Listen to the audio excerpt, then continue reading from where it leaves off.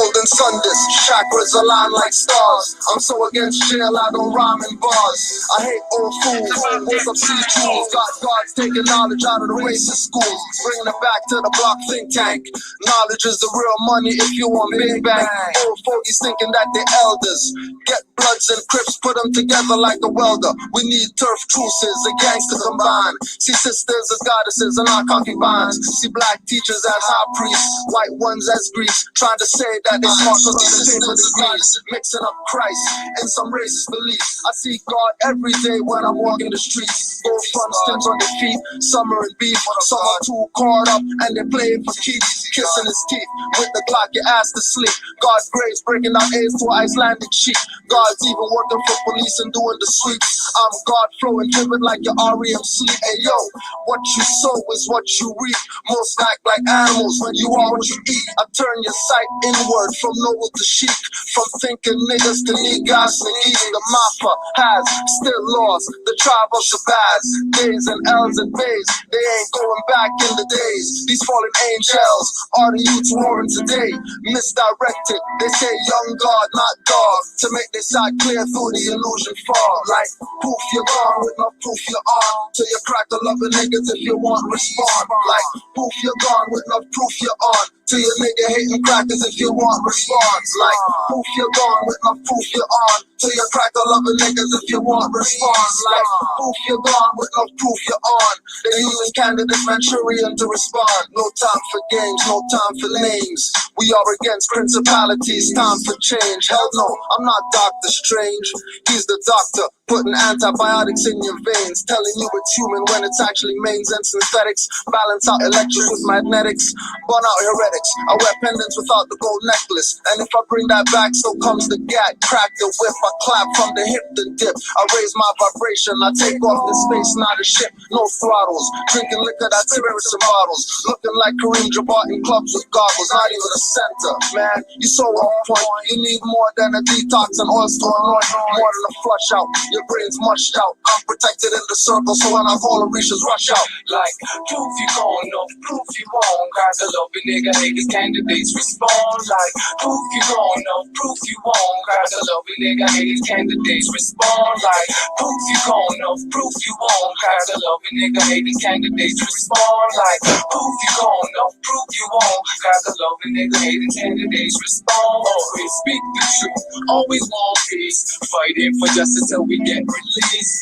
Living for freedom, rise high above, and most of all, always show love. Speak the truth, always want peace, fighting for justice till we get released. Living for freedom, rise high above, and most of all, always show love.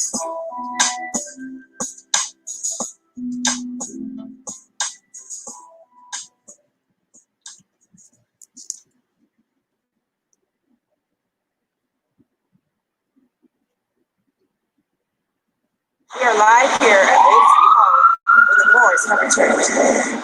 Sir, do you have anything to say about?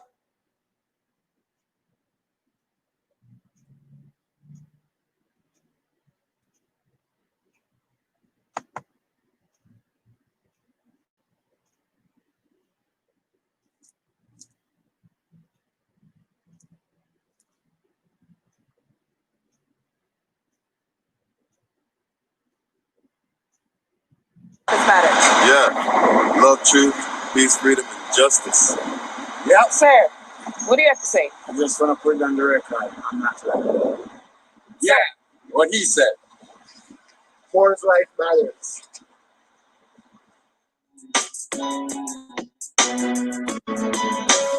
More lives matter. It seems like black lives don't matter. More lives matter. Shot in the back, running or choked out to death on the corners. The safest days before his sidearm, says the coroner. To the yellow journalists that won awards for writing facts. For worldwide web press stories, always calling them black. Civil rights violated, here comes C1-7. And CIA and FBI agent, brethren, felons with what Big Brother once heard. Most Moors are nerds and study more than if I'm on the road, no biting curbs. Professor Lucis are fighting for survival. Making wars martyrs won't happen. Calling as captain rifles. Inquisition is governors and secretaries of state. Got stateless on their tables like ribeye steak. With no care, blood dripping. They eat blacks rare. Foreigners wearing 6-point badges, pretending they're heirs to the vastness of Saint Medieval Axa. Stainless blood flow past a horse's brow. I swear it's agua. Demons thirst quench, stealing pioneers and organs. Psychiatry, death industry. The stars selling black orphans and half-closed coffins. Cause legs are missing, killing stateless people. Cancer won't even see remission. More lives matter. But it seems like black lives don't matter.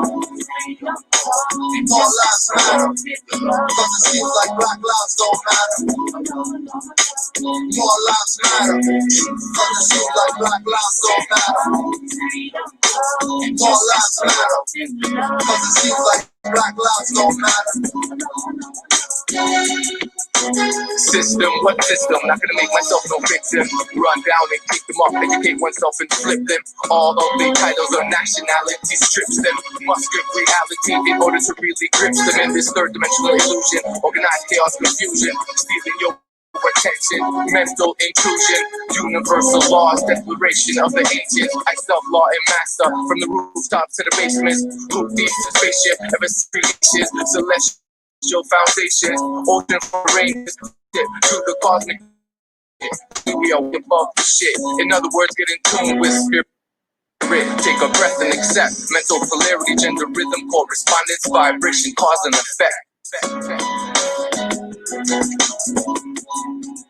More lives matter. Cause it seems like black lives don't matter. More lives matter. Cause it seems like black lives don't matter. More lives matter. Cause it seems like black lives don't matter. More lives matter.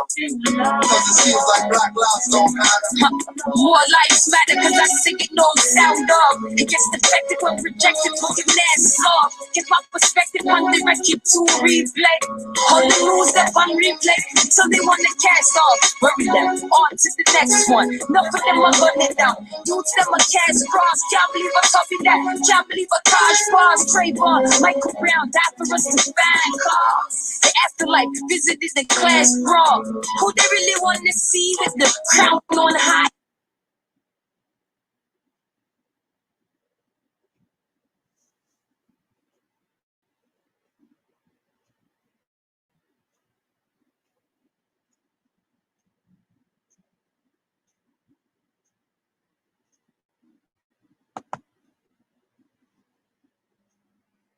On high and the guards on free. I am free and in the business but your land or your country to seek your inalienable rights. The insatiable delight of knowing thyself and bringing all injustice to light. What the fight is your plight, make your sight for the bright. I'm the mic in the night, foresight for you to realize that, huh? More lives matter. Cause it seems like black lives don't matter.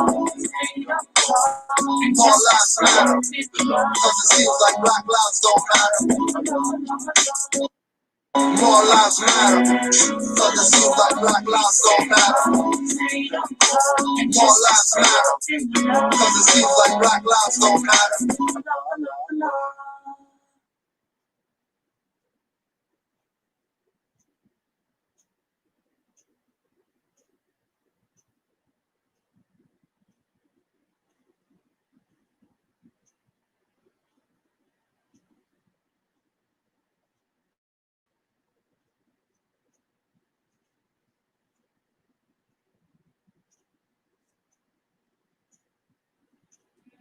Sense was 84%.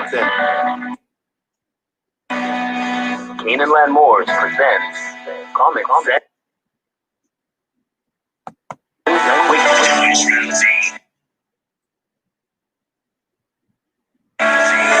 Legendary, turn me in the North Gate.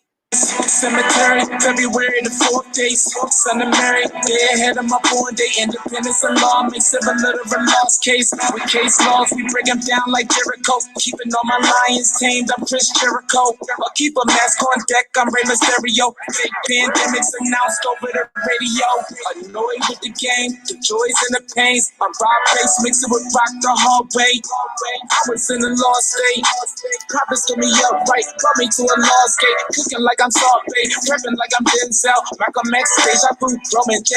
Israel, and over door I lay in plain sight, but people still can't see it, so the snake's still showing up, stakes still high, so the race still going up, warriors of the North Gate, we not slowing up, born in the manger, sworn to be savior, walk through the valley of the shadows of the death given slavery, looking for life, the book of Genesis, astral plane entrances, invoke the nemesis, abstract images of past lives kicking in, danger, running for your life, finishing. Moorish or more, key man or oracle, using trinity powers, decipher allegorical, lost and metaphorical, holy books are metaphysic, facts slap a dirty more or a Drew Ali Craig, calling him Thomas or Walter and get your face caved, or cut like a close shave, drowned in my brainwaves, squash my heat waves, activating Kundalini, Abyssinia invaded by Mussolini, Selassie I in exile, reptile in Genesis, niggas appearing real, all I see is false evidence, they are feminists, stomped on by elephants, more like what prejudice but want Moorish benefits, when you feel the cold magnetic resonance, apis horns of the sacred book all maleficent, great cosmic mothers, return to blessedness, no pestilence, ace all the testaments, tap into remembrance, never to forget again, use energy right, not put spell effects on men, wandering the earth plane with no veiled shades, keeps you a mental slave as the horizon fades. It's been decades since Christian crusades, not enough rebellions, too many vigil bouquets, holding on to the fence, burden on doomsday, war ruled by Mars, it might be on a Tuesday. Canaanland Moors presents Common Sense Quick. What we do here is we add some common sense thinking to everyday situations or comments that may arise. Want to give it a try?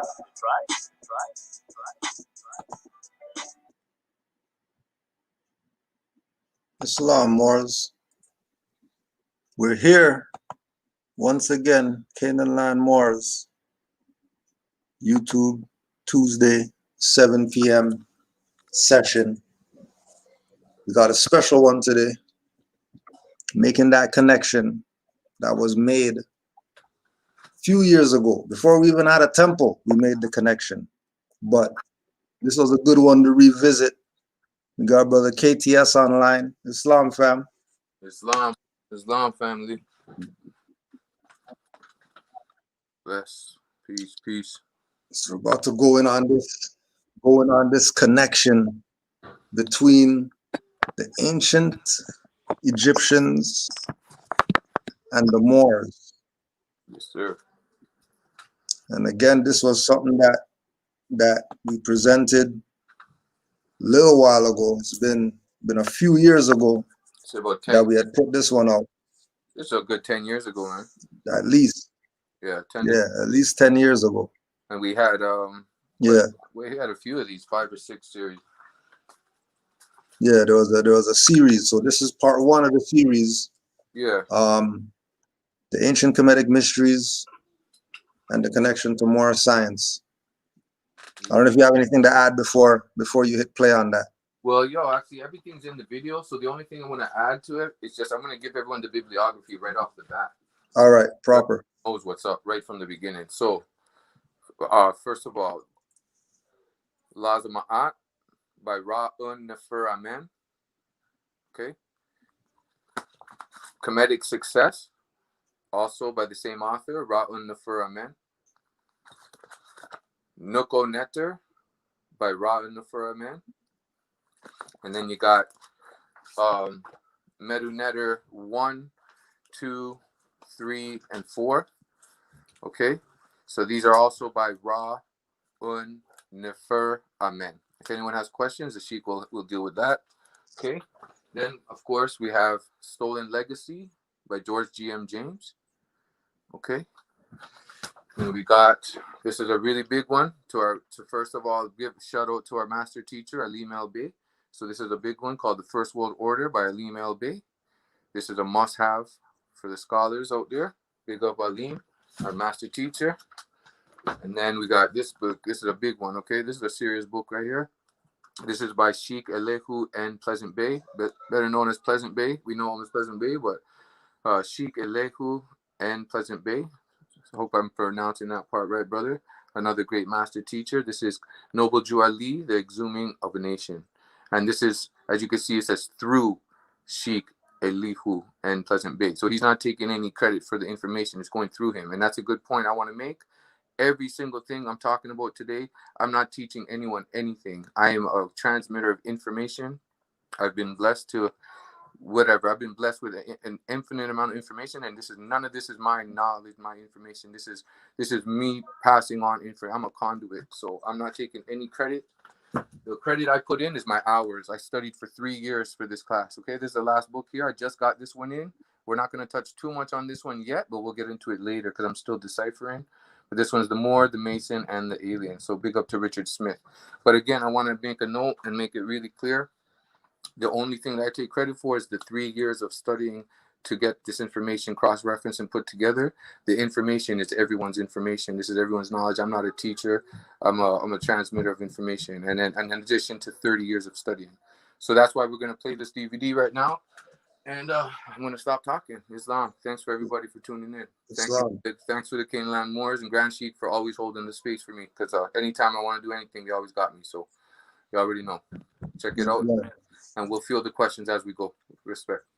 Any questions, just put them in the chat. You already know how it goes. All right.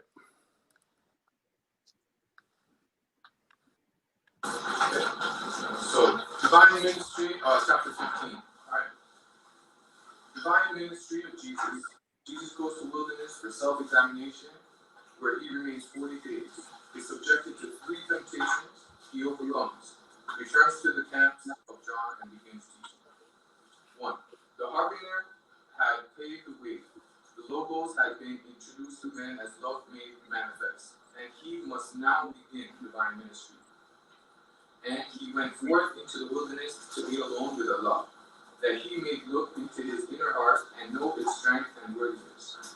And with himself talked. He said, my lower self is strong. By many ties I am bound down to carnal life.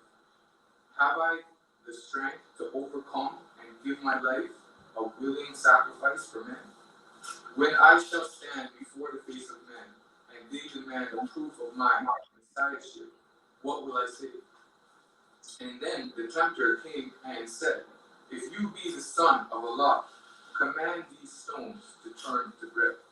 And Jesus said, who is that demands a test? It is no sign that one is a son of Allah, because he does a miracle. The devils can do mighty things. Did not the Gentile magicians do great things before Pharaoh? My words and deeds in all the walks of life shall be proof of my messiahship.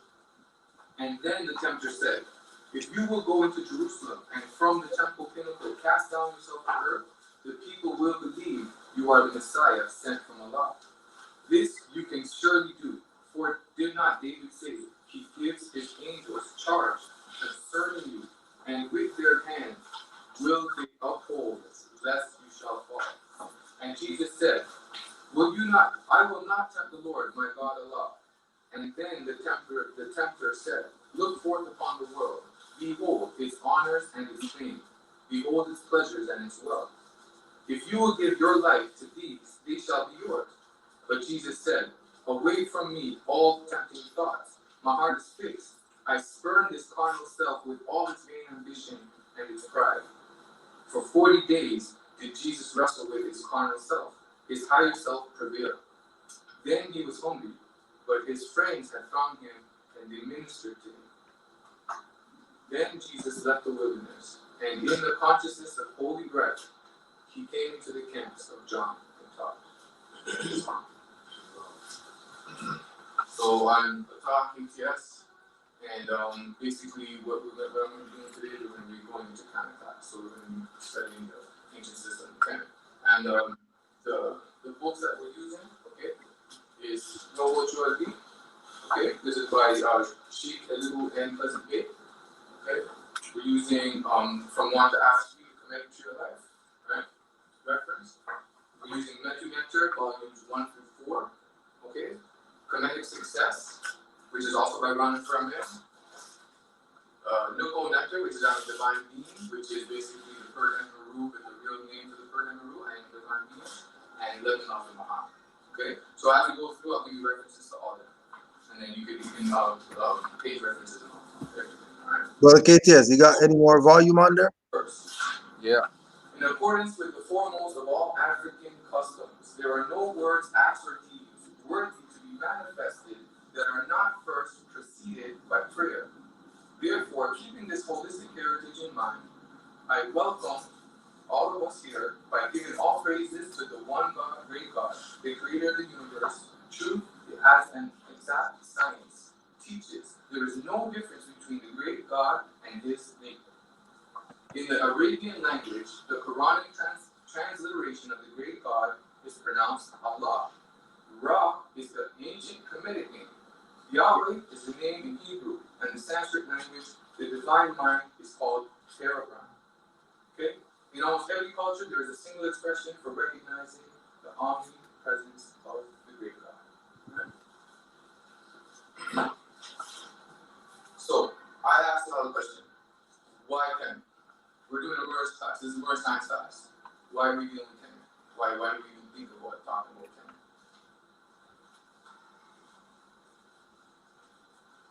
The Moors are the soldiers of the Moorish Wars. True. Anything else? Good answer. Okay. Well, we're going to get into exactly why we're going to focus on Kemet and not one of many other things that the Moors pretty much dealt with, as they did deal with a lot, pretty much all sciences under the sun. So, we're going to be doing a lot of reading today. It's very well organized, so all the books. I'm just going to be going through major points that connect in all aspects. So this first point, I'm going to deal with, and throughout the whole thing, I'm going to begin with connection, Moorish connection. So I'm going to do a brief introduction as to why we're dealing with Kemet first, and then as we go through, we're going to keep different connections with Kemet and the Moorish spirit and the Moors. Okay? So,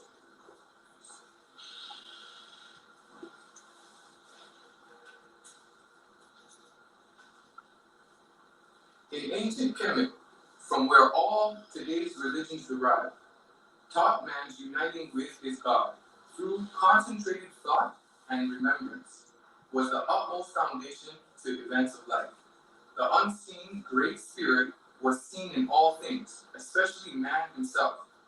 This action was recognizing the force of light and sound as the omnipotent giver of life, and the acceptance of that life in human body and flesh. Hence, the definition of the old-time African religion is law. Okay? So universal law in harmony with the self. Simple.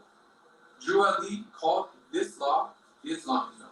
He taught the Moors Islamism is the name of their religion. Okay? Their ancient forefathers called it the Egyptian mystery system. The basis of Catholicism and her multi-denominational children is founded upon the premise of serving a visible trinity of God which exists outside, not within. Okay? So the ancient Kemetic mystery system.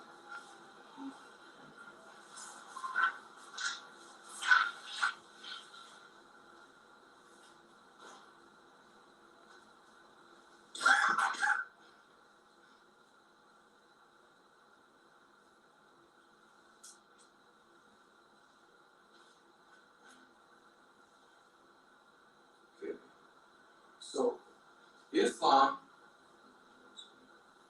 Islam has always been perfect since first given to man by the great God Allah. Islam is the name of the one great religion that was brought in portions by all prophets, from Adam to the prophet of Ali, in a miracle. All the major prophets received their divine minister degrees from the same ancient Kemetic mystery system, either directly, as did Moses and Joshua, or by the angels, as did Muhammad. Like all divine works, Islam is not named by any of its messengers until Prophet Muhammad Mustafa ibn Abdullah perfected it into Arabic for his polytheistic so-called people. For this reason, he is the seal of the prophets. Perfection cannot be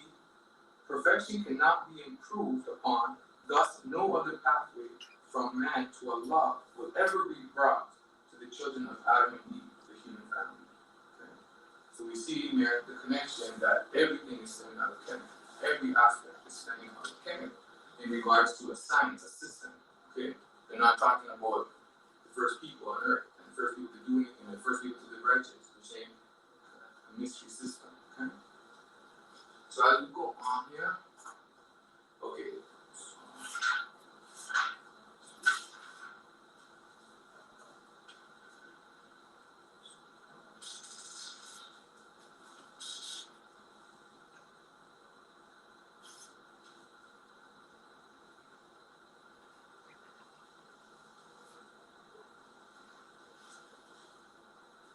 Okay, so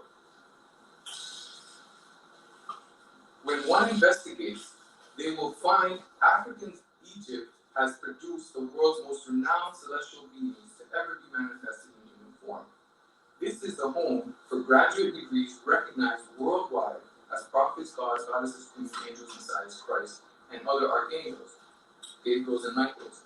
Ask any Hebrew, Muslim, Guru, Mahatma, adept, master, or well-learned Catholic, or Shriner under an intelligent tone, and they will give you a favorable reply. All of these biblical characters received their degrees of ministry from the sacred schools, temples, and silent orders of Egypt. This includes Moses, Abraham, Joshua, Muhammad. Okay? Due to Eurocentric philosophy and its diverted race of established African creed, the Moorish people taught here in the West believe these images of Allah to be unattainable, realms beyond themselves, or at very least white European. Okay? So, the ancient Egyptian mystery system was not only derived from first religious creed, the ancient Moorish also used it when they were civilizing the world. Okay? The hierarchies of Islam, Buddhism, Judaism, Catholicism still use it to this day. Okay, so when the Moors were going through Europe, this is what they were using. Okay, and it wasn't until Noble Drew came to America where we brought together this information for us. That, you know, you think about the 1920s, you know, where people's minds were at. So it wasn't until that point where we were able to get it in this form. Up until that point, the form were using the ancient comedic mystery system to civilize the world, and it wasn't necessarily the highest form trying to civilize Europeans. Well, that's what that in essence that is what they were using.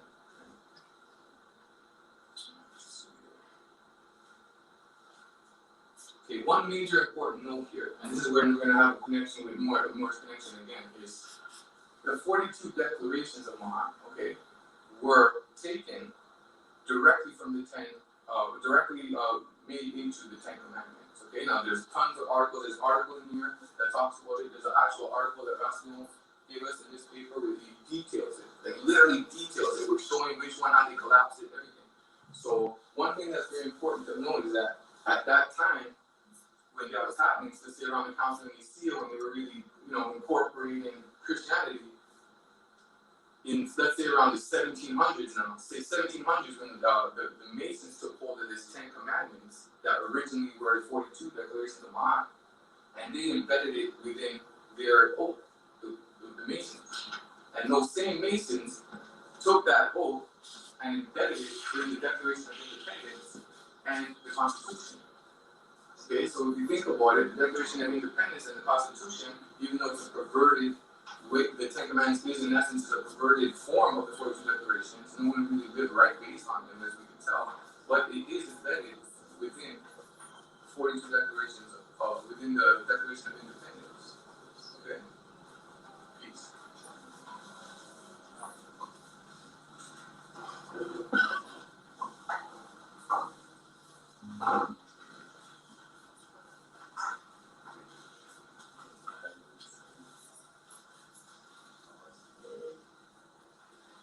So, actually, I was just mentioning your name, Dr. Peace. I was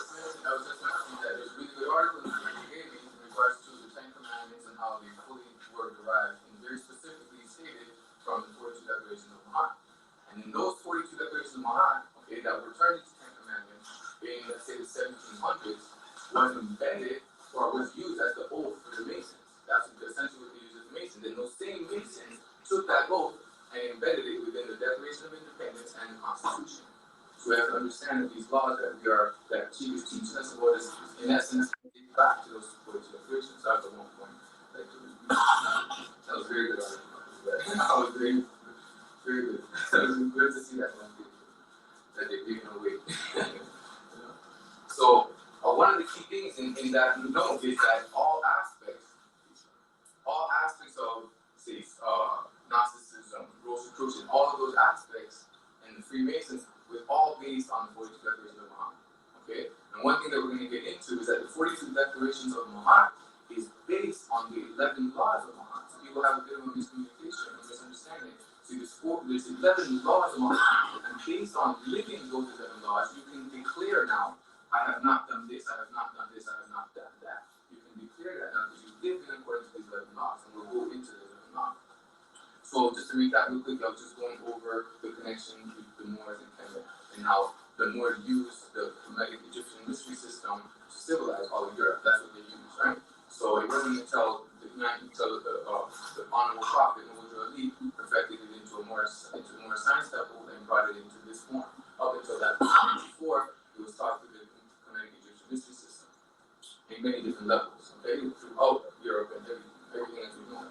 And actually, the question I wanted to ask you is the Constitution and the Declaration. In essence, the Moors had a hand in writing that. Did they not? Okay. So I'm sure they knew very well the very 42 Declarations of Muhammad, and that it was embedded within. Okay. There's going to see a lot of connection with the Moorish connection. We're going to keep that throughout the theme. Just keep that connection because we can't focus on that. It'll be a whole lecture on just the connection. The key here is to deal with cosmology. We'll get into that. Okay. So thanks to the brother True Sheik, Elu, and Cousin Bay. Okay, that's where we got those quotes from, showing us the connection of Kemet and the Moors. Okay, so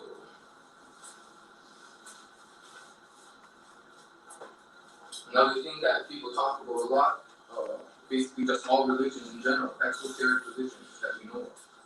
Okay, so the Per and Baruch, which is what the 11 laws are based on, okay, which is the coming forth by day by night, also Nukon Enter, divine being. That's something that was inscribed in the tombs of the pharaohs or the kings and queens. Each one was specific to them. Okay, and it was basically showing that their actions in which they did throughout their life made them a seer.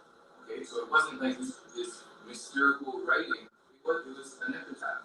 It was written in all of the great kings that lived as a seer, and that's where these divine writings come from. Okay, what is an seer? An seer. We're going to get into what an seer is. Good question, and we'll get into exactly what an seer is. Okay, very soon. Keep that in mind. All right. So just real quickly to answer that question, real quickly, what an Asir is essentially is the objective of all this work. Is to become an Asar or an Asir or Asir, which is a god on earth, a god man on earth. Just all right. And another question. Yeah. How did you get into the Rao Neframen studies? How did I? Yeah. I was going to the music studio back in '95, and they were around there. So I just started reading them in the '90s, early '90s when they were coming out, or mid '90s. And yeah, I have a long story with that, but that's what I practice and use since the '90s. Now it's what I use as my main thing. But yeah, so that's how I started it. I started on my own. I never been a part of no group. I never been in a part of anything. Just started on my own, studied it, lived it, my own. And then we stopped doing these lectures. I stopped doing all these lectures about 10 years ago to basically have my children and basically teach them. So it's what I practice and it's what my thing is. And through my elders, I've had like readings from comedic elders, Dogon elders, and they have told me that I'm the keeper of the pyramids. I'm the keeper of comedic knowledge and history. Yeah. So that's what I've been doing. Anyways, it's on my arms too. I could teach all my classes on my arms. Sure. But yeah, so I hope that answers your question. And I have a direct connection with the author, so I basically have learned with him. I learned from him directly. And then like a lot of people, if they read Medu Nedu 1, 2, You know, it's very complicated for a lot of people back in the day. Like a lot of people really still now, like, you know, it's very dynamic. It's multi-dynamic, and I just was very blessed to have an understanding. And I guess through the years of speaking to my elders, I understand why, because I've been told through my readings that I am the keeper of comedic information. So it's no coincidence why I've been doing this through my inspiration. And that being said, I also come from an island. It's a Minoan island, and as we know, Minoans are Moors. So the island I come from is Kalimnos. So that people talk to people. So the island I come from is an island called Kalimnos. You can check it out. Kali, Kali, Mnos. So that's Minoan Islands. So we all know the Minoans were Moors. So I come from a little island on Kalimnos, and it's actually closer to Kemet than it is to Athens. And then my grandma and my grandparents and them, when there was wars and certain things, we would go to Egypt. We'd go to Kemet as a safe spot. So I have a connection there from Kemet, and not to mention my elders who have told me that I am what they say, the keeper of the pyramids of them. I'm the keeper of this information. And I've always had a direct connection with these books. So when in the 90s, when I was reading these books, I had voices in my head telling me the answers of all the books, of all the things. So if you have questions about the books, it's just a matter of time. I know the answers to them and stuff like that. So that's my connection. It's a pretty deep connection to it. And and we'll get deep. The whole purpose of doing this is by February, we'll be doing just the comedic, basically, practices, because this is what it's about. It's not about learning, it's about doing. But we're not passive. None of us are passive. We're very active. So it's about it. So this is to lead first to show the connection that comedic is Moorish and Moorish is comedic, and then we're gonna practice by February when the solar cycle comes. You'll see in the video, we're going to start practicing and doing it. So it's not about just learning; it's about doing. So, all right, bro. Yeah. All right. So if there's not any more questions, we'll continue with it. Islam. Islam.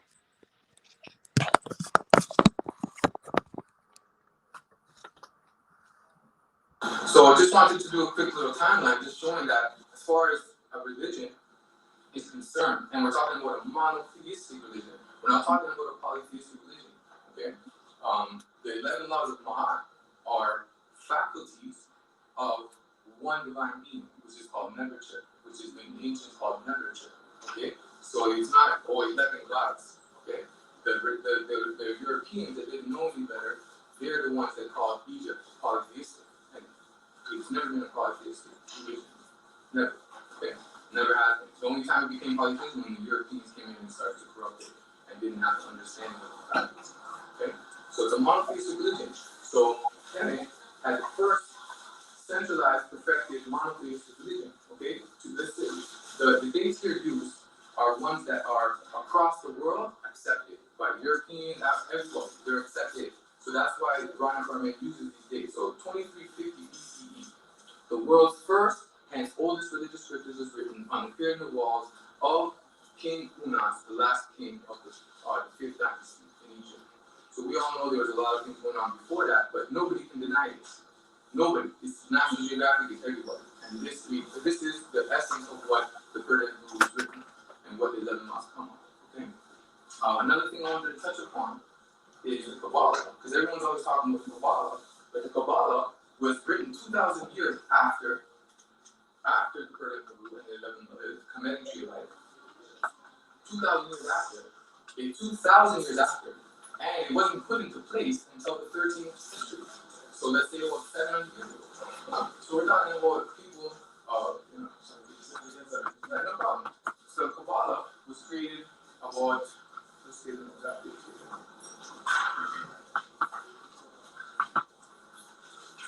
The book goes on to explain the transformations of God, the Holy Spirit of God, that is the modification of the one spirit into various faculties.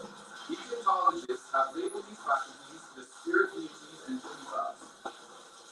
In order to substantiate their claim of the Egyptians were polytheistic, an examination of the attributes and functions of these faculties of the spirit, the Neteru, will reveal that they are what are called archangels in Judaism and Christianity, and the sources of the personality types in psychology. So these are what psychologists call personality types. So yet in one polytheistic, one is polytheistic, while the others are monotheistic.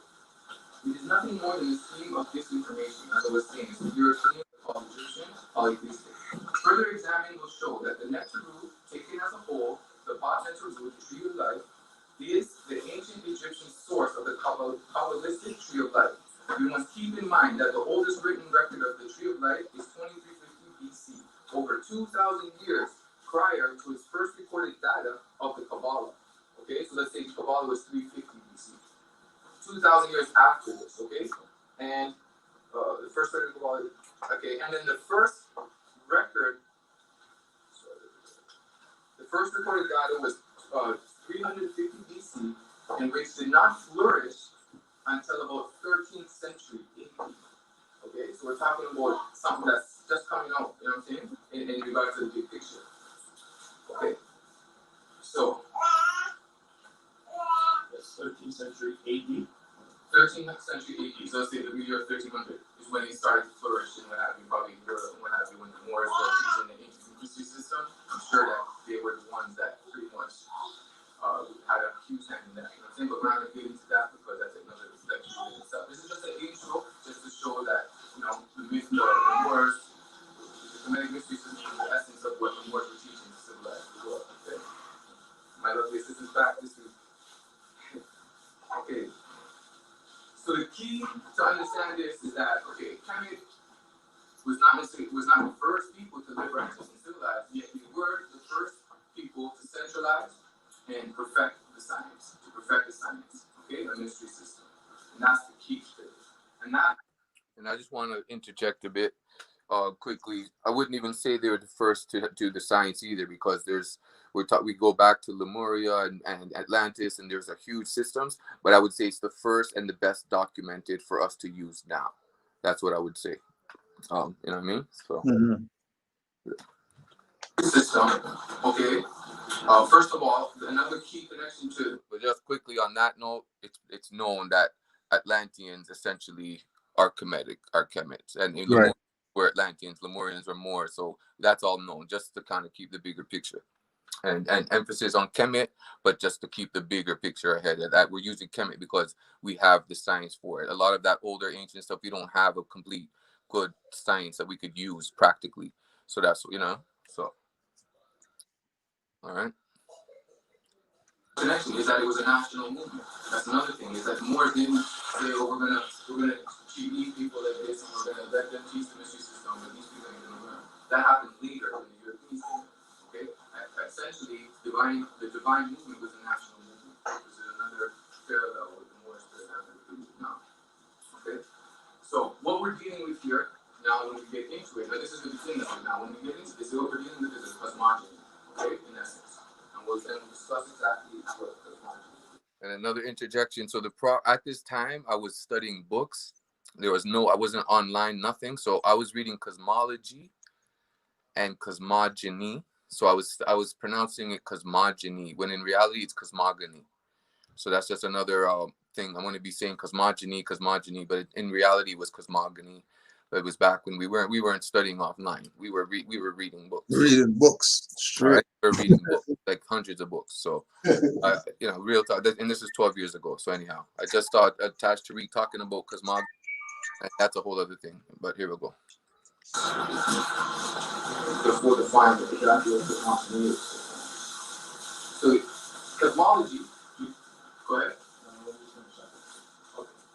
Cosmology, the study of cosmogony, has two fundamental goals. First, it provides an order and unified synthetical view of who and what is God, man, and the forces that administrate and sustain the world. So this is why this class is called Comedic Moorish Cosmogony, or Cosmology, both. Okay, this is why, because of what was just said. So I'm gonna rewind that, because you can't put enough emphasis on this. And this is why Taj Tariq was talking about it just today. He's saying, listen, if you want to talk about certain things like black power, that you have to speak on it on a cosmogony level and understand the metaphysics. So this is what this class is, the Moorish Comedic Cosmogony class, because we're going to deal with fundamentals, principles, immutable laws, fundamentals, and stay very much on track with the point. Okay, anything to add, Sheik? people. First, it provides an order and unified synthetical view of who and what is God. So this is defined in cosmology and cosmogony. And this is why this class is called cosmogony has two fundamental goals. Go ahead. Okay. Cosmology, the study of cosmogony, has two fundamental goals. First, it provides an order and unified synthetical view of who and what is God, man, and the forces that administrate and sustain the world. Okay? No understanding of the subject can take place without the order and unified presentation of its wholes and parts. Second, cosmology, like all blueprints and maps, provides a framework that guides thinking and action through the vast array of seemingly unrelated life situations to the successful identification and attainment of the goals of living. So what we're dealing here in essence is cosmogony. Okay?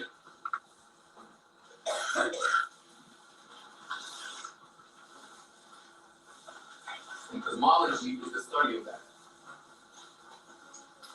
So sorry, what you just read was cosmology? What I just read was both. Cosmology is the study of cosmogony. So cosmogony is the order of things. I'm going to read a bit more about it. Cosmogony is the order of all underlying things, the laws. Cosmology is the study of that. So the framework that guides thinking and action, what is that?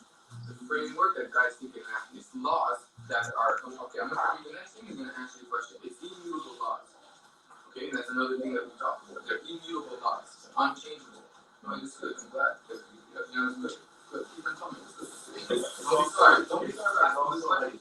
I'm confused. Astrology, astronomy, cosmology. Astrology, okay, that's a whole other thing. But astrology does connect. Because astrology still is binded by those laws. Okay, so cosmogony is a higher form of astrology. Astrology deals with lunar cycles. Okay? And we're going to get into that because the Semites had two systems. Okay, they had the raw system. It's one big system. It's one system. Okay, but the raw system and the Assyrian system. And the raw system deals more with astrology. We're talking about monthly cycles. It correlates to each deity. And I use the word deity. I use it loosely because we're not talking about God. We're talking about faculty. So each faculty corresponds to an actual planet, which is a sun. Okay, and that's a lunar cycle. That's a whole other thing, right? I'm bringing a lot of information today so we can do an overview, so we can get into the meat of it.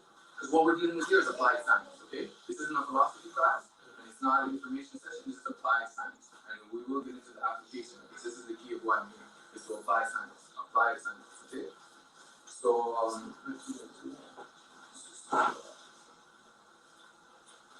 it is very important to understand that contrary to popular opinion, this is probably answering a lot of the questions you just asked me. It is very important to understand that contrary to popular opinion, cosmology does not attempt to explain how physical things on the atomic and molecular levels come into being. Okay? It concentrates on the coming into being of the metaphysical factors that will function as vehicles through which physical things will come into existence, as well as the means of regulating their structural and functional components, hence external behaviors as well. In other words, cosmogony deals with the generation of a system. Properly understood, the terms cosmogony and system and cosmos are synonymous. Okay? So another thing we can talk about here is system, like I was just saying.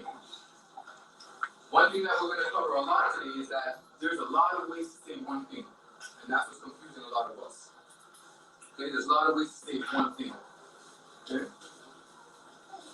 So, properly understood, the term system and cosmos are synonymous. An assemblage or assembly or combination of things or parts working in unity as a whole, cooperating to carry out the same function to achieve the same goal. Okay?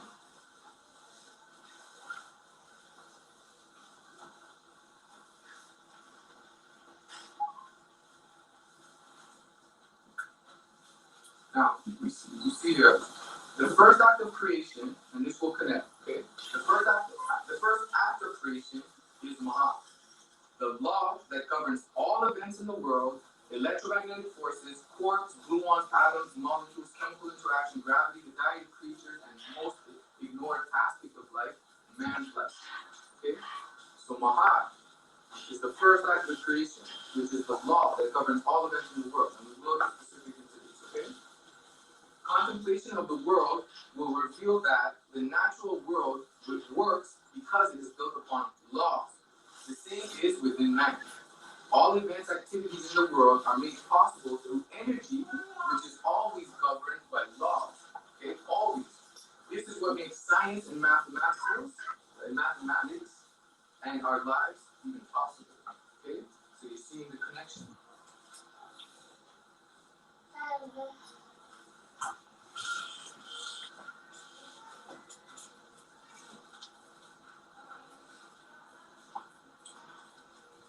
Okay.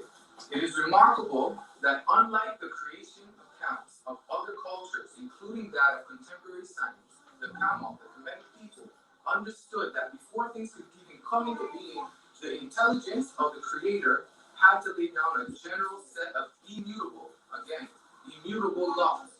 Okay? Does everyone know what immutable means? Undeniable. Undeniable is one way to put it. Can't change. Can't change. That's the key. Does that ring a bell? What does that remind us of? Immutable law. What does that remind us of? Declaration of Independence, Constitution. Those are immutable laws, right, Chief? What's other examples of immutable laws that we have to live by here? So what are the two examples you say? Declaration of Independence is an immutable law, is that correct? And it's essentially the Constitution. You talking about the American Constitution, Charter of Rights are immutable laws, right? Any other laws that are immutable that we have to live by? Circle 7. Circle 7, right? Basically, our laws as well as universal law. There you go. That's cosmology what you're talking about now. No, you're right though. That's exactly right. What you're talking about. Those are immutable laws. And it just so happens. See, this is the connection that I'm going to make. This is the key connection I want to make with the Moorish paradigm and the comedic paradigm. It's not the historical things we went into. It's the fact that what we're dealing with right now, and she's been teaching us, is that we have to live by the immutable laws, not the bylaws and statutes. Just like in Kemet, we have to live by immutable laws, not personality types or thinking and ideas and opinions. We have to deal with the immutable laws. That's the underlying theme. Right? So, as I was saying, the Kamal understood that before things come into being, the intelligent creator had to lay down a general set of immutable laws upon which the creation must be based. This observation, just like the creation of society, must be based on immutable laws. Alright? So this observation gains an importance once we consider the fact that the main purpose of cosmology, okay, the main purpose of comedic cosmology is to provide man with the blueprint for living. He must base all actions in life on divine law, true science, as opposed to feelings, likes, dislikes, emotions, and so on. Okay? But that's the key.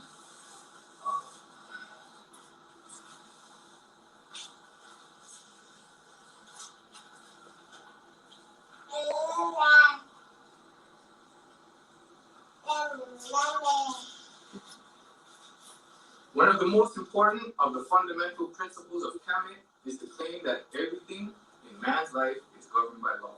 Again, throughout the books is the underlying theme. While everyone will recognize this is to be true in regards to our physiological functions, okay, so everyone will realize this is true in regards to our physiological functions. It is not the same with the common thinking concerning our success and failure and behavior. Our destinies result from our actions, which are determined by our thinking and level of mental and spiritual development and vitality. All of these are obviously mediated by energy once again. Everywhere energy behavior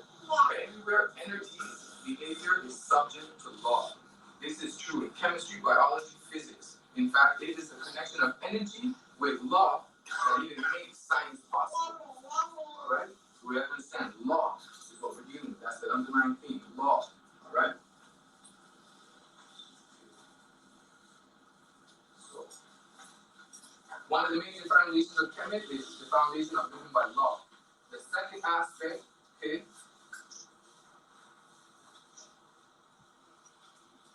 another major important aspect, it says that the most important point to realize and to keep in mind for understanding of Kemet, Egyptian religion, way of life, and religion is that man is a divine being, a member of God class of being. She does not belong to the kingdom of minerals, vegetables, animals, or humans. We're not human. Okay? You need to get that out of our head. Okay? That's a part of our being. That's not who we are. That's not our identity. We're going to get into that. Every man and woman comes into the world endowed with the same attributes that are assigned to God. God and man are universal or macrocosmic in particular, and microcosmic versions and expressions of the same qualities and attributes: omnipresence, omniscience, and omnipotence. How are they the same, yet not? How are they the same, yet not is a topic that was brilliantly understood and applied to life by the Egyptian.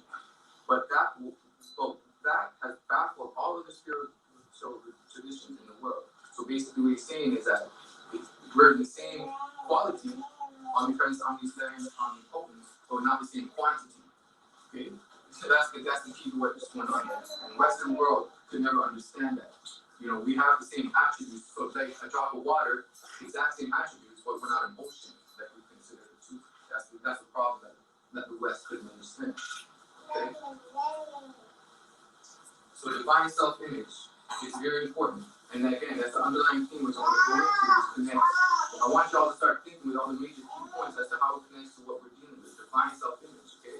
Your person, your true person, your proper person, all right? So now, your divine self-image, okay, it's not just a set of thinking or what makes it. The divine self-image is composed of the 11 laws of the spirit. And we will get into them, okay? Just laying the foundation. Laws are the foundation of the world. They are responsible for the order of the world. Neither the world nor life would be possible if the forces of chemical interaction that make up the events in the world were not governed by laws. We must understand that what is legislated in the world is energy. Okay? What we must understand that what is legislated in this world is energy. So what's governed by laws, legislation? There is an energy system within us that is responsible for all events in our life. It is the spirit, especially its lower division, the life force, the soul, the key. As with energy, everywhere it is subject to laws. And that is why the thoughts in our minds that control the energy must be based on laws, truth, right? So getting back into cosmology, because we're just getting into understanding of cosmology is the key, okay? This is an overview.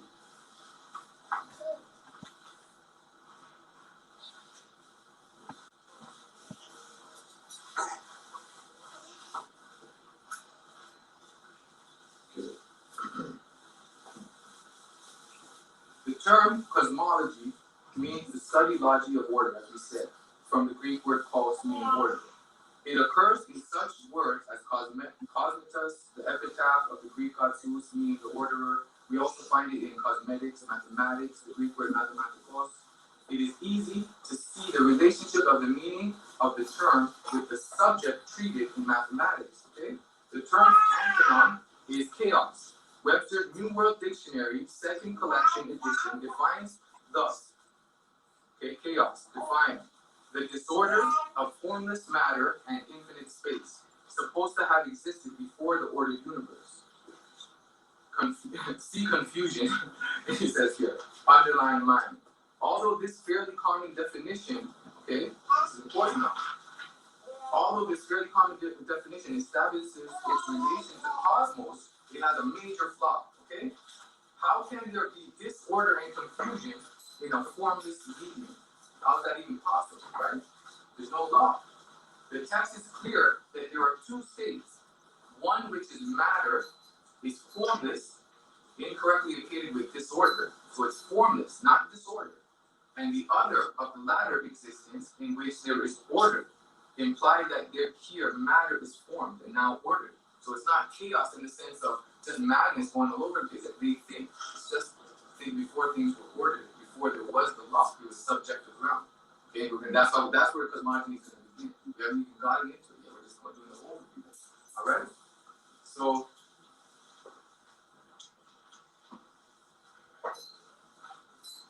to appreciate this fully, we must realize that Indefiniteness denotes the absence of form. All forms are ordered or defined states of substance. Hence, chaos equals formless. Okay, not madness, formless. Undefined matter. In other words, the indefinite article A denies the existence of order in terms of chaos. Okay? Yet in all truth, we will see that cosmology, the study of order, must start with the study of chaos. Okay? So that's where we're going to begin now. For the ordered realm is a mirror reflection according to its own laws. Okay? So the ordered realm is a mirror reflection of its own laws of the unordered realm.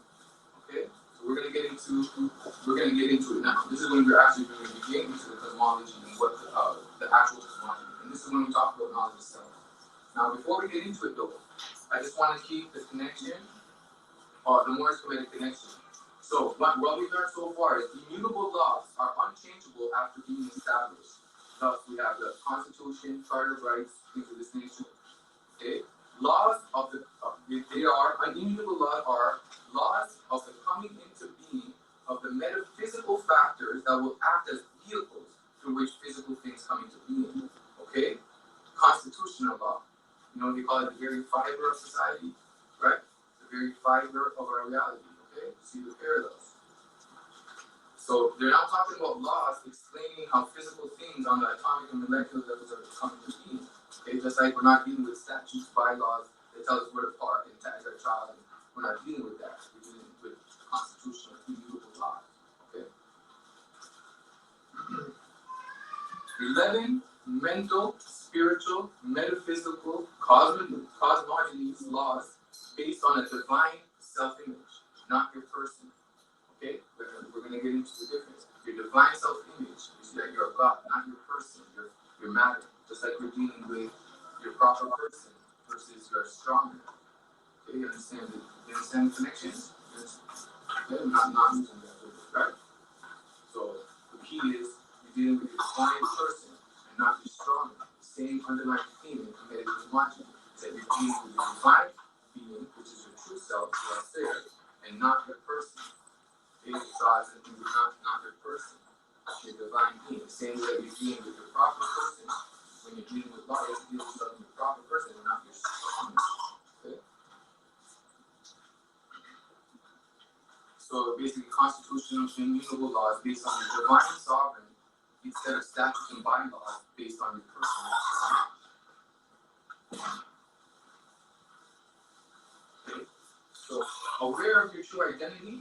So the key is you're being aware of your true identity, divine, not your person, strongman, or corporation. Free sovereignty is based on one's proper person, which in essence is your divinity, saying that I'm a divine person, I'm not a physical being. So the key here is reasoning, learning the immutable, constitutional, divine laws, and then applying them. Because if we are learning all these laws and didn't do anything with them, it's a big waste of all of our time. All of our time. So the key is reasoning, learning the immutable laws, whether we're dealing with constitutional laws or the divine laws, and then applying them. Okay?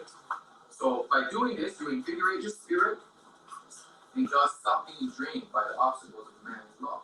Being a divine being / a sovereign being, sovereign man, okay? So just want to keep the connections in regards to how I'm connecting the two. So now we're going to get back into the cosmology. Okay, just wanted to connect that real quick. So the key right now is what did we say cosmology starts with? The chaos, right? The subjective realm. Okay, so this is when it all begins now. So we got subjective realm,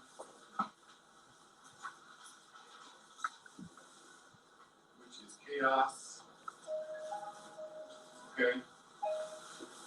Now, one thing I have to, before I even get into this real quick, I just have to overview the fact that Egypt had two systems. Okay.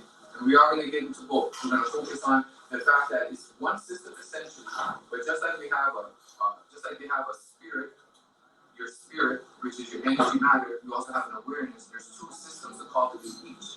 Actually, I'll give you a little part here. Egypt had two systems of what? I'll explain it right now for you.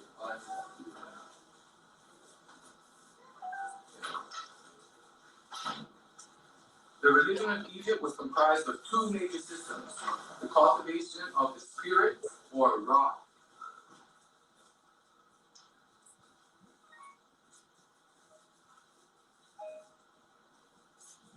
Ra, which is energy / matter, and essentially spirit. Okay?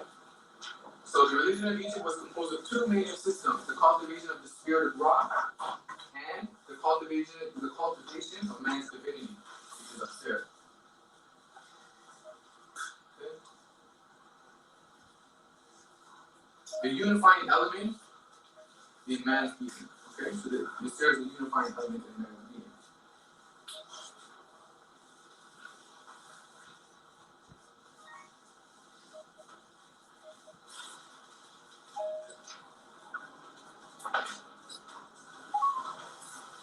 Okay, so we have seen that God and man. Okay, well we're seeing that God and man are composed of two fundamental parts: the self, represented by a star. So this is your self. This is your true self. Okay, consciousness slash will, your true self. And this is your not self. We will get into why your spirit is not who you are. Because everybody thinks we're a spirit, but we're not a spirit. We are spiritual beings, but we are our consciousness. You're not conscious, you are consciousness. You're not aware, you are awareness itself. You are awareness. That's your true self. Okay, these are the two systems in chemistry. Okay, and they both stem out of the subjective realm, which is chaos. Okay, and that's why we have to explain both. I have to break down both real quick to understand that they both come out of chaos, which is the beginning of cosmology.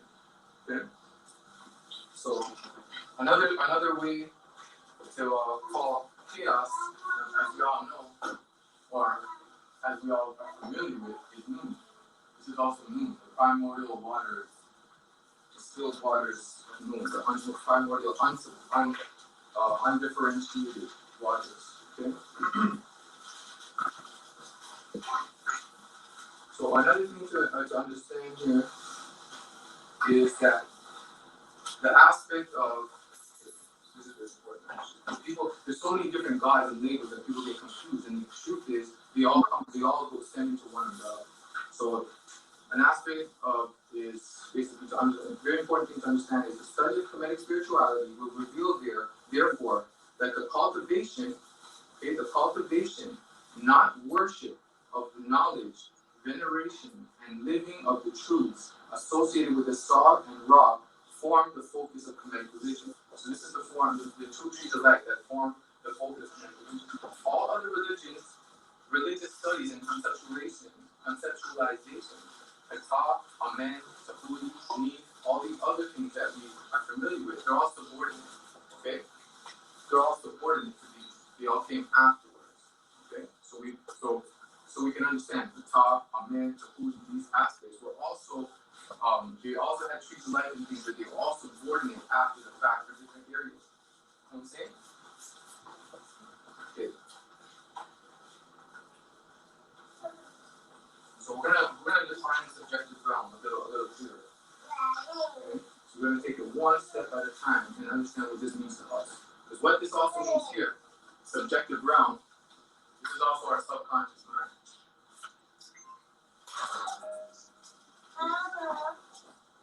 This is our subconscious KTS. Everything that we talk about does. Yeah. Quick question. Somebody's just asking the book reference that you're in right now. We did it at the beginning. So if they watch the video and they'll see the video with this one specifically, if I'm correct, is Medu Netter Part 2. Oh, sure. Medu Netter Part 2. Yeah, might be 1. Just trying to see with my tags. 1 or 2, to be honest with you. I gotta look into my notes and see exactly. While it's I look into my notes and see I can get the exact pages and everything. No worries. Yep. You're probably the cover are probably gonna skim across in a second or something. Yeah, so it's either Medu Netter 1 or 2, but I have the pages on the index. I'll try to find it. No worries. Yes, sir. All right. as we stated earlier, it has a direct relation to us. That's why it's knowledge itself. Okay? If there are subjective realm, if there are no things in the subjective realm, what then is there? One thing I also want to add in regards to the subconscious mind, that is the highest form, the highest division of the subconscious mind. Because the subconscious mind, the spirit, is divided. So I just want to make that clear. Anyways, any questions, just let us know, because it could get, some of the information can get quite heavy, but if you have the videos, you can rewind it and ask questions after the fact. It must be comprehended, first of all, that all objects making up the world are modifications of an eternally self-existing energy matter. Okay, so there is undifferentiated energy matter here. So there is energy matter and awareness here, but energy matter is undifferentiated.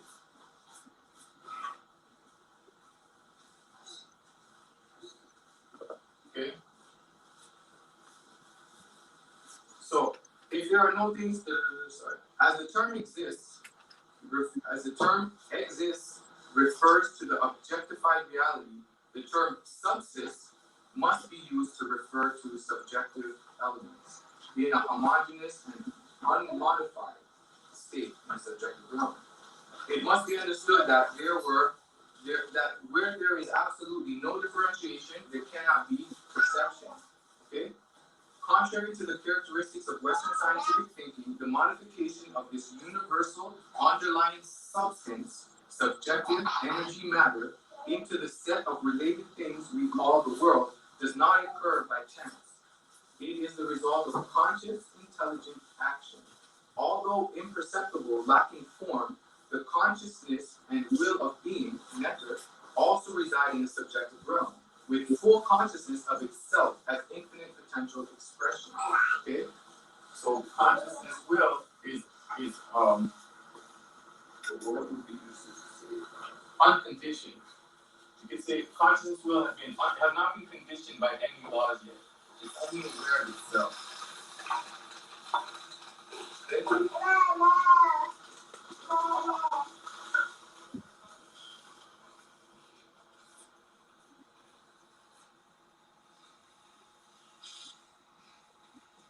Okay, so with full consciousness of itself as infinite potential of expression, energy, nectar wills its energy matter. Nectar wills its energy matter to modify itself as the infinitude of forms manifesting in and as the world, the objective realm. So when after this, we have the objective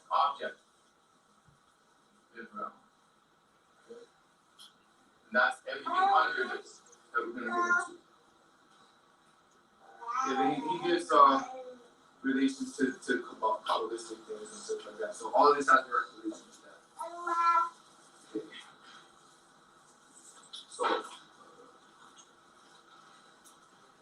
So to answer, that was Medu Netter Part 1. Okay, so Medu Netter Part 1 by Proton Nefer Amen. That to answer the question of which book that was. And I can get the page reference. Noon. Okay, so what we're dealing there is noon, right? Or noon. Different names for the same thing. The infinity of the number of things and events manifesting in and as the world provides the major clue to the nature of God, nectar, nature, and the origin of the world. The fact that things and events making up the world are infinite in number clearly demonstrates that God and the formative substance of the world are themselves infinite in nature. The term infinite, of course, is synonymous with finite, undefined, unlimited, unshaped, undifferentiated, and so on. This means that the energy matter out of which all things are formed must be in its essential state, unformed, undefined, undifferentiated. If material basis of the world had any essential formations, these would act as limiting factors to its ability to be transformed infinitely. Its essential lack of definition is an absolute requirement for God's creative omnipotence. The comedic people metaphorize this state of energy matter as an infinite expanse of water, which they call nu, or frequently used as nun. Okay, so we have nun or nun. Also have anu. So all these different names, when people think about Egypt, and called the subjective realm, which is our subconscious mind, before we have any aspect of conscious creation. Sorry, You're saying good, new, and those are all the same? all the same. In essence, they are all the same. Subconscious, subjective realm, undifferentiated matter, chaos. Okay. So in the everyday speech of the Camel, the word nu was used for bodies of water, the inundation, flood, pool, etc. It obviously became a convenient metaphor readily accessible for everyone for illustrating the original state of energy matter. Water is formless, and of itself it does not take any shape, nor does it resist any shape, being shaped. It is infinitely receptive. Nu, anu, is also a common noun transformed into a proper noun to overcome the problem of not finding words to define the indefinable. In the Kabbalistic tradition of Canaan, known to the world as Hebraic, the undifferentiated material basis of the world is called soul, from the comedic Sophie, the so-called goddess of wisdom. This is also the origin of the Greek Sophia, which was compounded with philos, love, to form the term philosophy, which is the love of philosophy. So that's a quick little side note, is that philosophy is just the love of wisdom. Okay, and it really is messed up. I'll tell you straight up, that's why we don't do no type of philosophy in this class ever. Philosophy is what the Greeks term the love of wisdom. It has nothing to do with applying or knowing or being wise. It's the love of wisdom. It's an emotional connection to wisdom. That's all philosophy is. Okay? That's a little side note. The metaphoric representation of the original state of energy matter is also to be seen in the Old Testament, okay, in which the original state of matter is a watery chaos. Okay? So the first thing we covered in cosmology is the fact that everything comes out of the subjective realm, which is also amen. So also you can also deal with amen actually. Okay, which is hotel. Which is, does anyone know what that means as far as Moorish paradigm? Islam. Peace. That's also Islam. And Islam is peace. Is amen.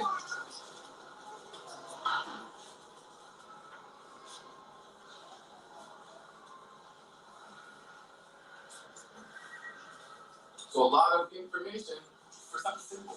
So it helps clarify all this and apply it to us. So Another reference point subjective ground. before you carry on with that. Say again. That just as you said that, so that's why at the end of the prayer, when Drew Ali was saying Amen at the end of the prayer, and people thought about Christianity or whatever, it was really Islam he was saying at the end of the prayer. Exactly. And again, going back and checking the record, that Noble Drew Ali was the Egyptian adept student. Exactly. Again, making the tie to Moorish science and chematology. Yes. There's a quote. I'm not going to quote the book exactly, but out of the Exhuming of a Nation, it specifically says that when Noble Drew Ali first started to teach, he was teaching the Pert M. Haru. And then with whatever inspiration, divine inspiration, created the Circle 7. So it's very clearly documented. It's absolutely, he was a comedic adept.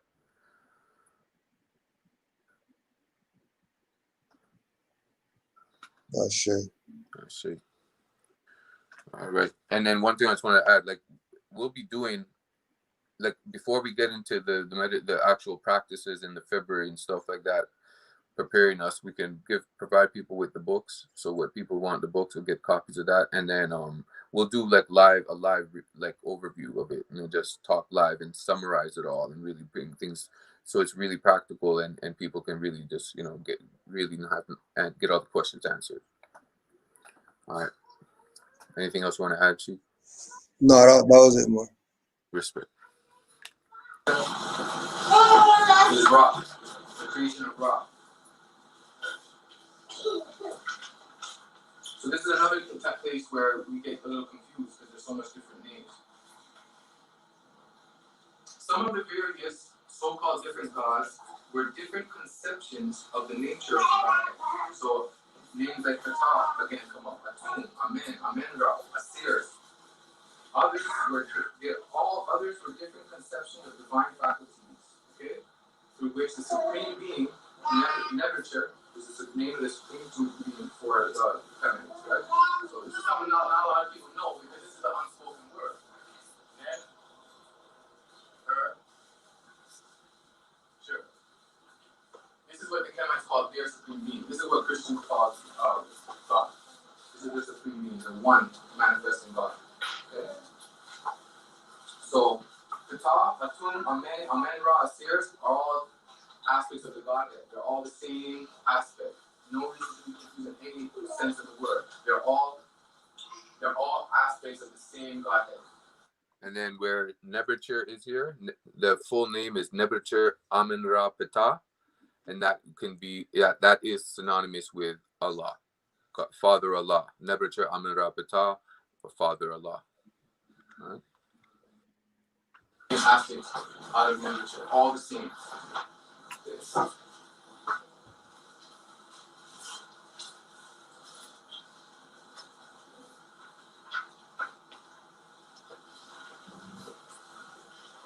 So,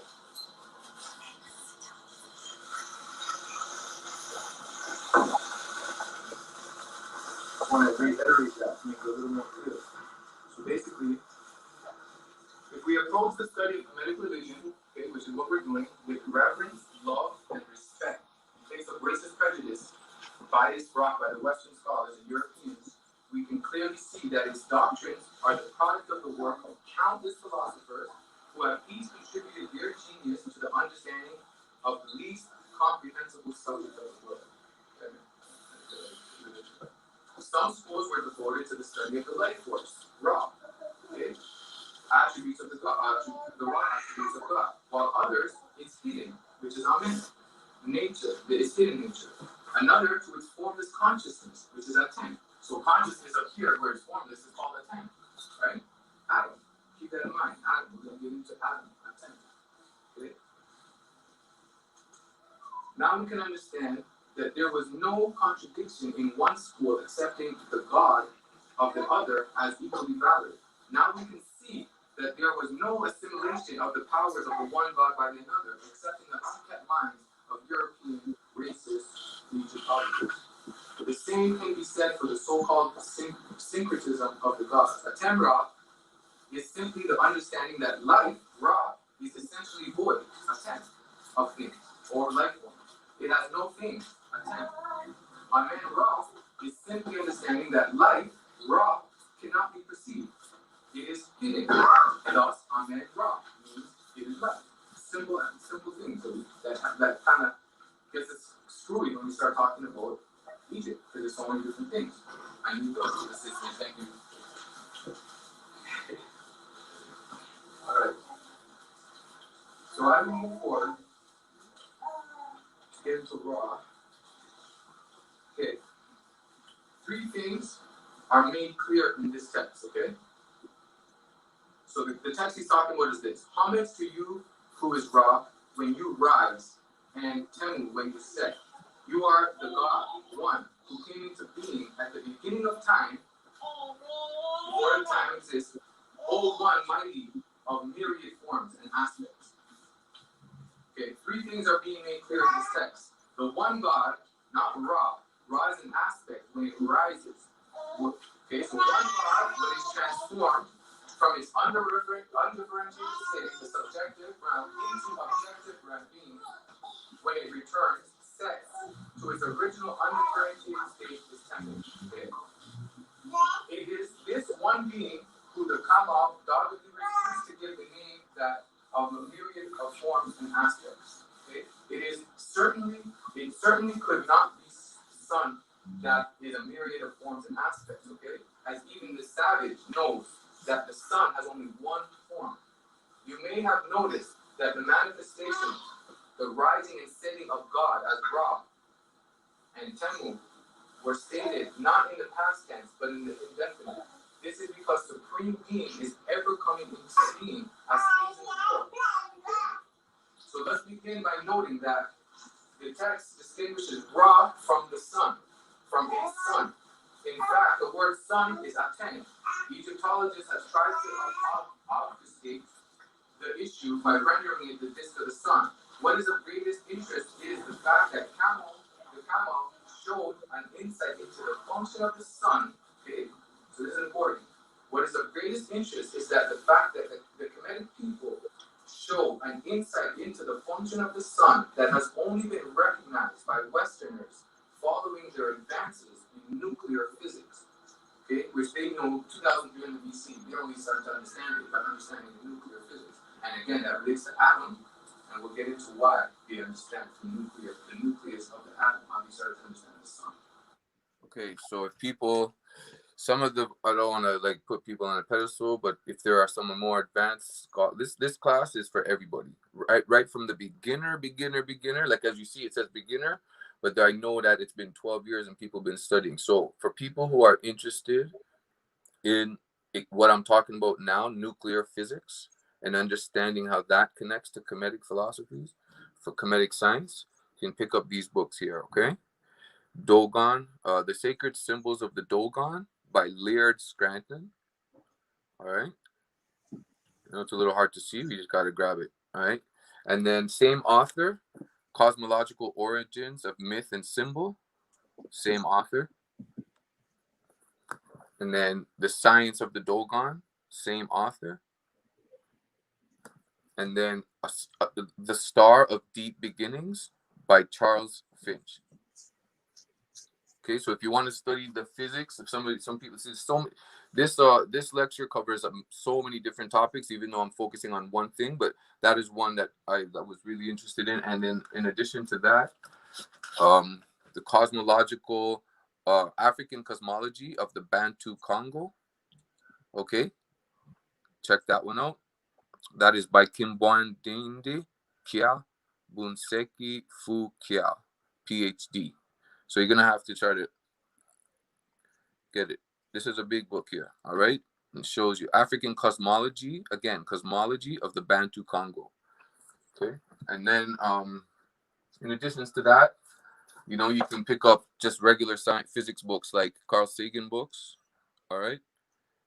The Demon Haunted World, and then just regular shit like this, just physics books to complement it. Okay, so that's for some of the, I would say, more advanced or science prone students, if you want to get into that.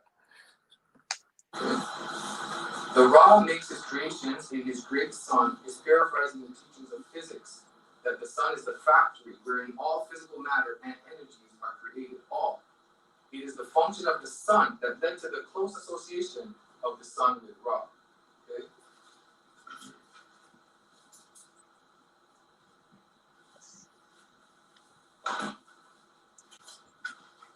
Further explaining Ra, so we can understand, we're taking one step at a time. What does that mean to us? What is Ra to us? Can anyone answer that question? If the subjective realm is our subconscious mind, what is Ra? One hint is written on the board. Energy. So energy, matter. And energy, matter, you would think that's a contradictory, right? Energy and matter. How can it be on the same guys, right? Energy and matter are the exact same. They're theories of the same thing. So theories of the same thing. And I'll explain it a little better, clearer. Just the same way consciousness and will are polarities of the same thing. Western scientists have not been able to understand energy, matter as polarities of the same thing until very recently. And in Chemop, they have that in their philosophy 2300 BC. Basically, energy matter is quantum physics. Quantum? Okay, good question. Good. As far as physics goes, this is quantum. This is the quantum field. This is the quantum field right here. The chaos. That's quantum field.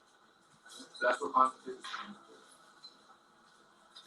So I just want to stop real quickly because people ask me about the MetaNetter. So I guess as the first class, I will, as a good teacher or a good presenter, I'm not a teacher, a good presenter. So as far as physics goes, I took quantum physics and theoretical physics at U of T. So people say, what's my background with physics? I took theoretical physics and history and philosophies of sciences at U of T. So that's my background in regards to that. So Ra, as you're saying, is physics. Is when physics comes into play. This is quantum physics. So is it the same as when you say Amen Ra? Quantum physics. Amen Ra theoretical physics. Oh yeah, and just and in case people don't know, Pardon me, Sheik? no, in case people don't know, UFT is University of Toronto. Yeah. There, thank you. Appreciate that. It's just a very ancient, a subtle change of what it means. I was getting into the differences and how people get confused with Amen Ra, Tumbre. Like Tumbre, I was just saying, is life contained. That came out of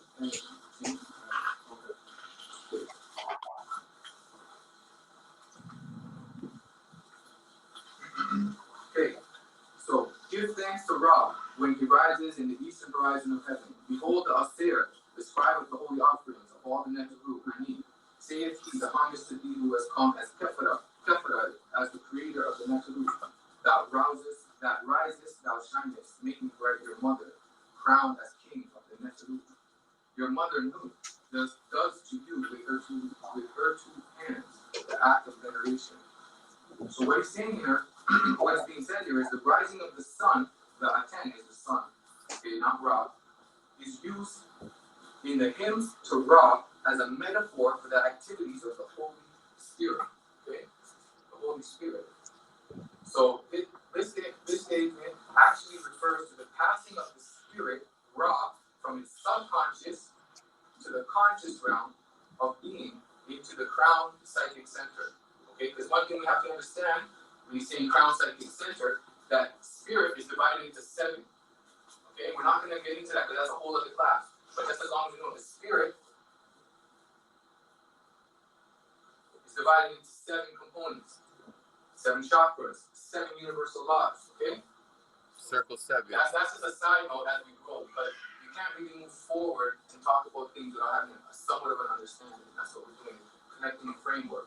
This is going to be applied science, believe it or not. This is going to be applied science. We're going to leave here with assignments.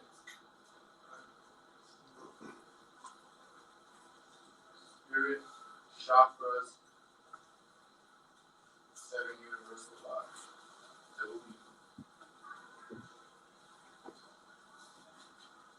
And I will differentiate the difference between the 7 laws and the 11 laws of Muhammad and the 7 laws of Purity and the 42 declarations. I will distinguish and understand why there's the different laws and all that stuff. We'll get into all that. So, as you were saying, the crown psychic center. So this would be the top, the crown chakra, Ra itself. Okay? And as you see, I'm starting to create the 2 trees of life as we go through. So you understand why I put the circles here. I'm going to create the trees of life as we go through. But first, we're dealing with Ra. So we're only going to go over this briefly. We're going to focus on the fear. This is our divine identity. That's more important than anything. Because you have people with a lot of energy aimlessly going everywhere. Alright?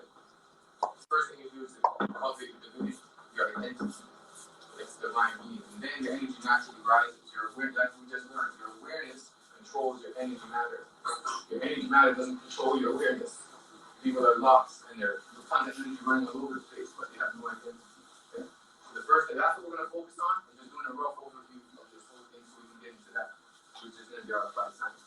What's the time to do? Is that 2:15? Oh, we're running over time. Huh? Good. So, one more time. 15 minutes? Okay, let's do this real quick. I want to do this. Wow, time flies. Okay, so the rising sun is your rising energy, okay? In other words, what seems to be a reference to the rising sun, in reality is a reference to the rising of your life force, your energy, from the subjective realm into the objective realm, your subconscious to your conscious. It can be better understood by reference to the Hindu teachings regarding the rising of Kundalini of your spine, okay? So keep in mind that Ra is not the sun. The name of the sun in the comedic tradition is Aten, okay? So you gotta know this, all right?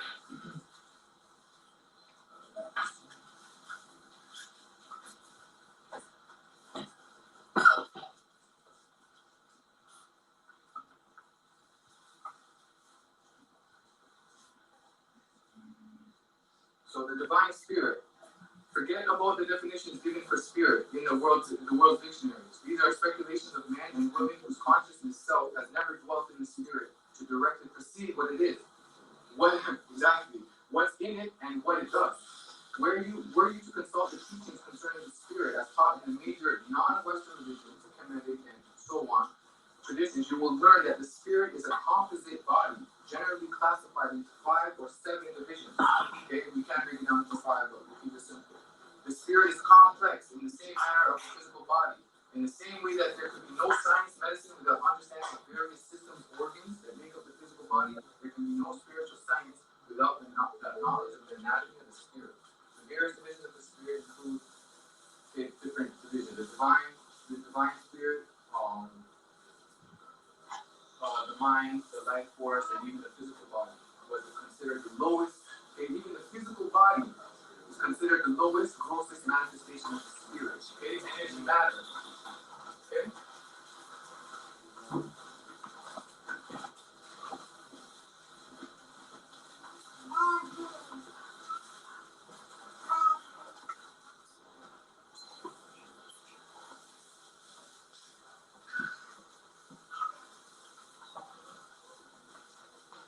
So, the theology of Ra, the spirit, the cosmology of Ra. Okay? The spirit, which is energy matter aspect of being, it exhibits 4 modalities of energy matter that are explained through the metaphors of air, water, fire, and earth.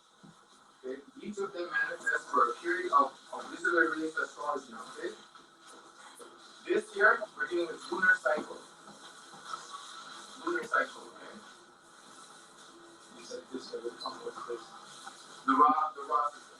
Okay? It's dealing with the lunar cycle. This is dealing with solar cycle. Okay?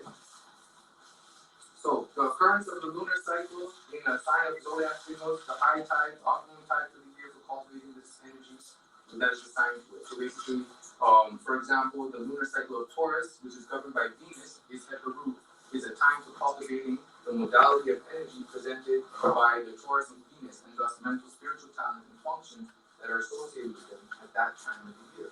Okay? To raise up your energy at that time of the year. So we're going to keep that simple for Ra. That's all we're going to do it real quick for Ra. Because the next thing that we have to deal with real quick is Chefnu and Shu. Okay? And I think we're going to have to keep it kind of short here because I have too much time. Not enough time to cover. But basically what we're dealing with here, we're going to get back into the atom. Okay? So the atom, okay, is when they start to really understand the aspect of Ra. When they start to understand the nucleus of the atom. Okay? The nucleus of the atom. Okay? Nuclear so physics. Understand what this really means. So that's nuclear physics. That's one brand of science in itself.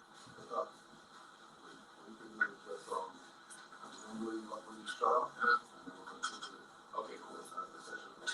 Okay, I'll just do this last part of Chefnu and Shu and we'll finish it off. Good. Okay.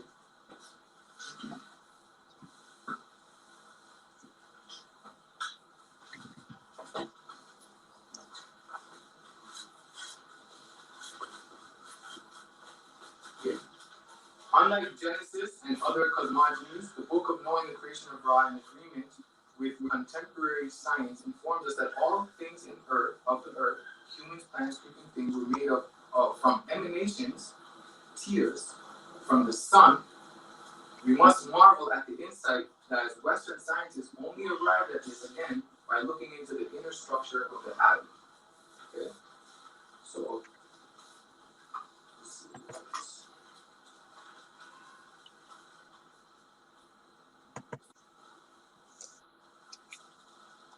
The world is composed of an infinitude of separate existences with an underlying unity because it is a universe. The unity consists of the fact that they are all interdependent with each other or the whole. They are all of one being. The Netru, the divine faculties that emanated from the Godhead, represent a step-by-step process of differentiation, okay, not creation, differentiation from oneness. Yet, preserving the unity is achieved at each downward step. Differentiation increases while unification decreases. Okay? So from the Godhead Atum, or Seer, Ra, okay, because Atum is when the energy is capsulated. Okay? So Atum is emanated 2 agents. Shu, which is the root source of unification, and Tefnut, which is the root source of differentiation. Okay, so I'm just going to finish off right now with this. Yin yang, positive, negative. They are opposite polarities of the fundamental principle of manifestation and with the Godhead makeup of the primordial trinity of being that it is the foundation of the unmanifested law that governs all creation.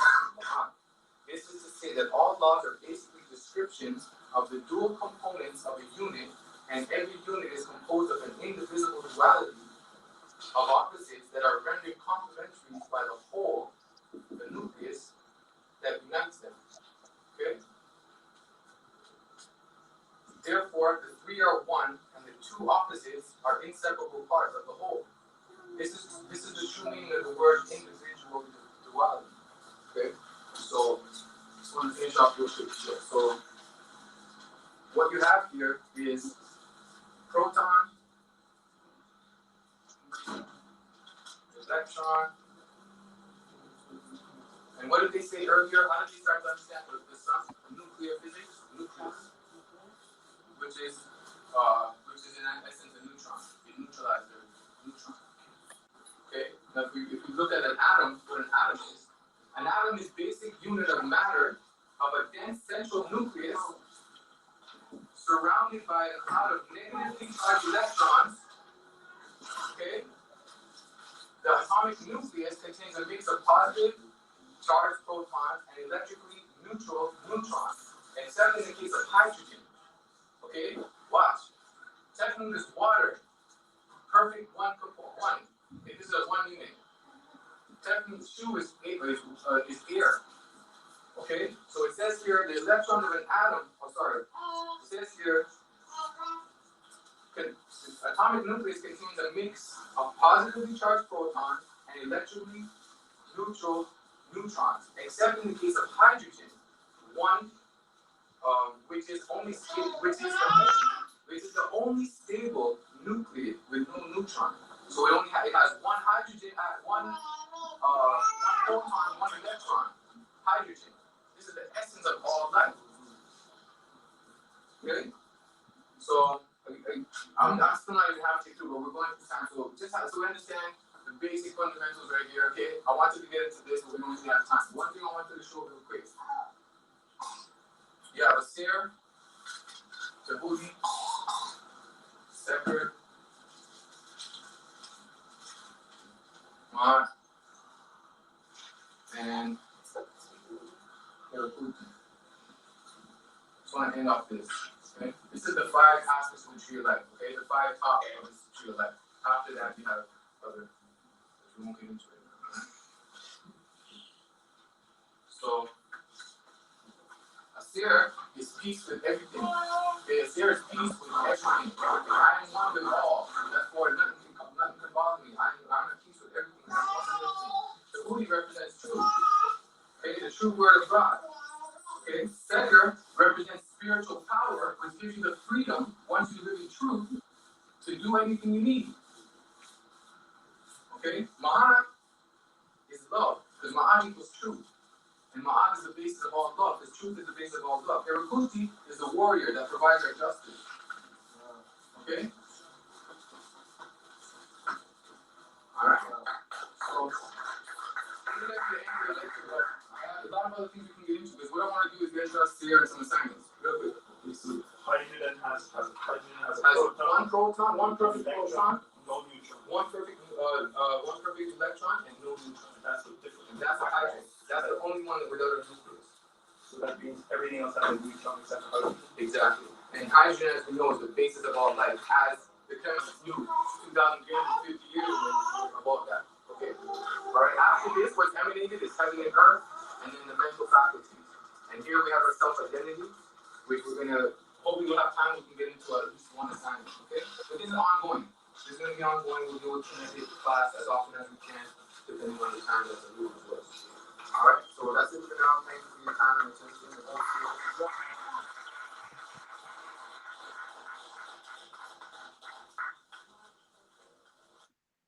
So Peace. So yeah, so because that got cut off a little bit to kind of just continue just a little bit. Well, that was because we're hitting 9, and these Moors have their 9 o'clock session right now. So it was actually right in tune. Okay, good timing then. It was actually right in tune, yo. And then we can continue, like we said, we're going to continue because today we laid down the foundation, and then what we're going to focus on is the Assyrian. It's our true self, you know what I mean? We're going to focus on the Assyrian initiation and assignments and all that stuff, and we're going to go over all this and keep going with it, you know? That's what's up. Yeah, respect. Thanks for your time. So this was session 1. So we're looking at 1. We're looking at the first Tuesday of every month. Yeah, the first Tuesday of every month. So here's Tuesday every month. Yeah, so here's the diagram just to finish off here. Yeah. Of the 5. It's a little odd trying to balance this thing here. It's backwards. So you see you have when you connect the top 5 principles of the comedic tree of life, which it would be a simplified form, incomplete in some ways, but when you connect it, you'll see, right? True. Oh, my bad.